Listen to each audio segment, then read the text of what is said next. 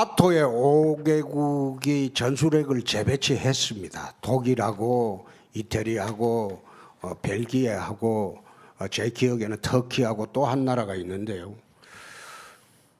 유럽에 전술핵 재배치를 했습니다. 그래서 나토에서 그 핵단추를 공유를 하고 있습니다. 푸틴이 남하 정책을 계속 하니까 전술핵을 재배치한 적이 있습니다.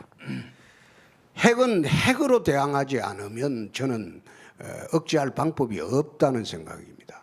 지난 20년 동안 육자회담에 얽매여 가지고 또 좌파정권 10년 동안 우리나라가 북에 퍼준 게 70억 불이 훨씬 넘습니다.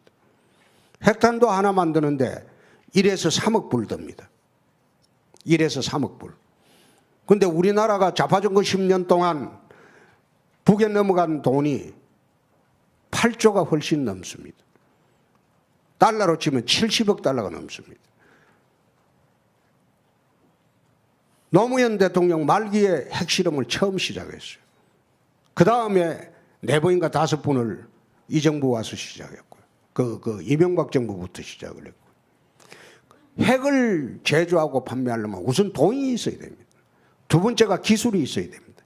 그 기술 개발하는 데는 꽤 많은 시간이 걸립니다. 그러면 좌파정권 10년 동안 북은 핵기술을 축적하는데 돈과 시간을 번 겁니다.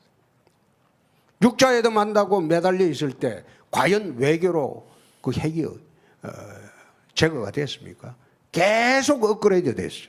이제 막바지 단계까지 왔어요.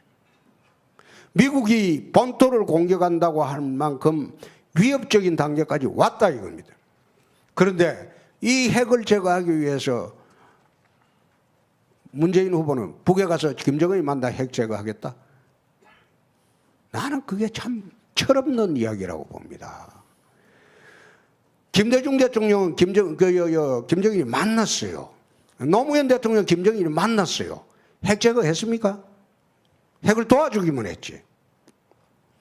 또다시 달러를 안고 북에 가겠다는 거 아닙니까? 평화를 돈으로 구결을 하겠다는 거 아닙니까? 그럼 그 뒤에 오는 정권은 어떻게 감당을 할까요? 매년 대한민국 국민들은 김정은이한테 달러를 갖다 바치면서 살아야 합니까? 핵무장을 해야 돼요.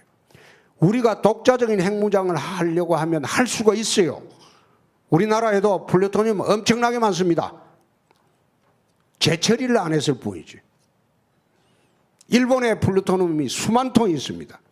일본은 마음만 먹으면 핵탄두 1000개를 1년 6개월 만에 만들 수 있습니다. 그러나 핵무장하는 것은, 자체 핵무장하는 것은 우리가 어렵습니다. 동아시아에 핵 도미노 현상이 오기 때문에. 그러면 차선책으로 뭐냐? 미군의 전술핵을 들어와서 남북 핵균형을 이루어야 됩니다. 이루어야지 나중에 북이 핵 폐기하면 전술핵을 돌아가면 되는 겁니다. 그래 이야기하니까 문재인 후보가 지난번 토론 때 91년도 뭐 남북 비핵화 선언에 반한다 그러는데 남북 비핵화 선언은 이미 북이 위반을 했죠. 비핵화하기로 했는데도 지금 핵을 다 가지고 있지 않습니까?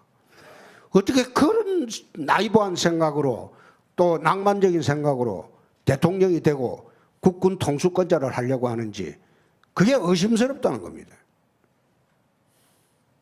그래서 전술핵 재배치는 미국하고 협상을 해서 우리가 들어와야지 되고 또 북의 특수 11군단에 대응하는 그런 해병특전사령부를 창설을 해서 북의 20만의 특수정예 부대를 부술 수 있는 그런 정예 강군을 만들어야 됩니다. 힘의 우위를 통한 무장평화정책으로 가지 않고는 대한민국은 김정은의 핵공갈에 늘 불안하게 떨면서 달러를 갖다 바쳐야 됩니다.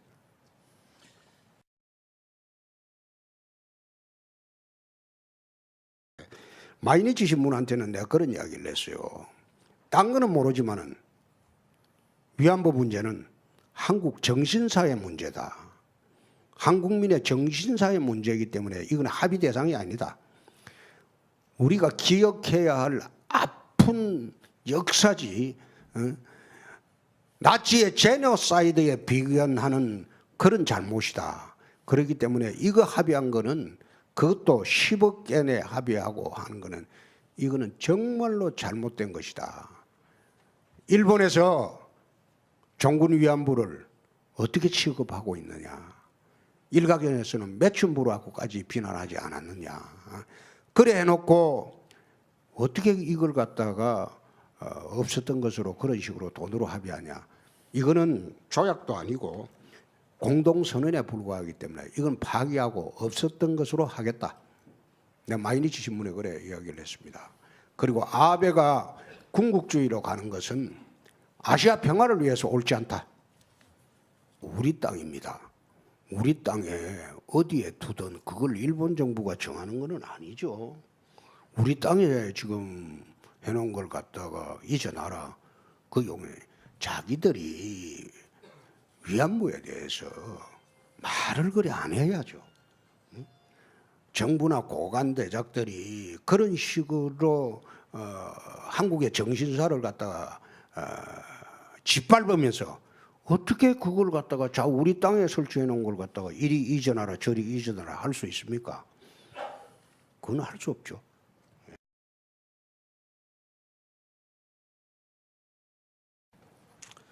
우선 대한민국 경제가 왜 성장이 더디냐?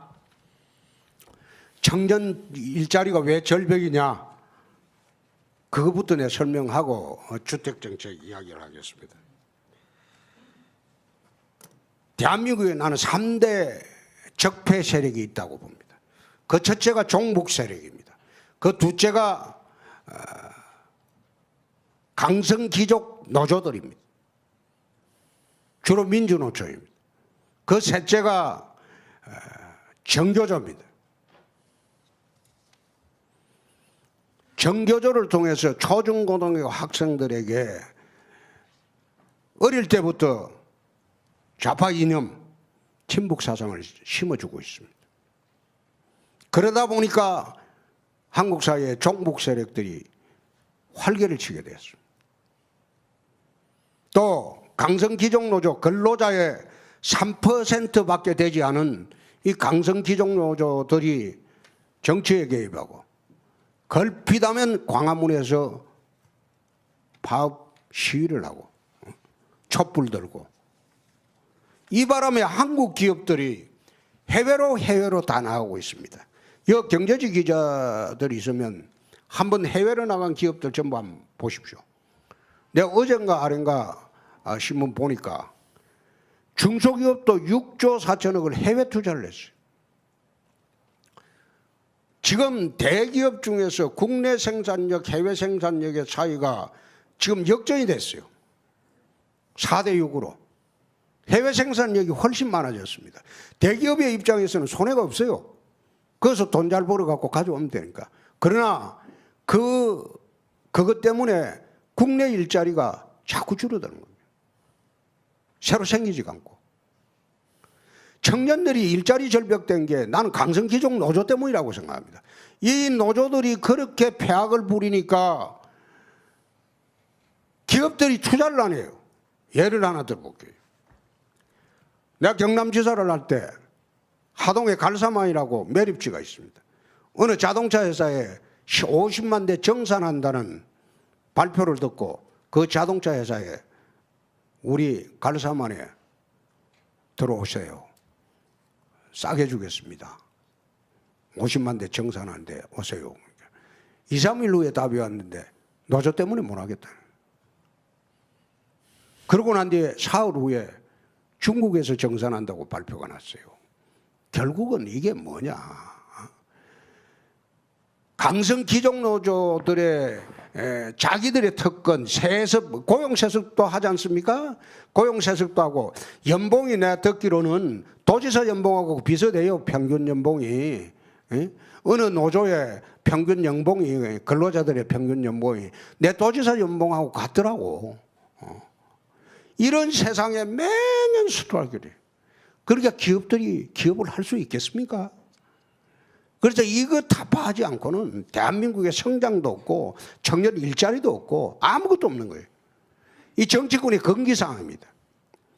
겁이 나서 정교조, 민주노총 이거 겁이 나서 정치권에 말을 하지 않습니다. 내가 경남지사 할 때 진주 어려운 폐업을 둘러싸고 민주노총과 3년간 싸웠습니다. 이겼습니다. 무상급식 파동을 하면서 1년간 정교조 교육감하고 싸워가 내가 굴복시켰습니다. 이거는 대한민국 어떻게 보면 강성기종 노조, 민주노총도 전부가 아니고 그중에 강성기종 노조가 있습니다.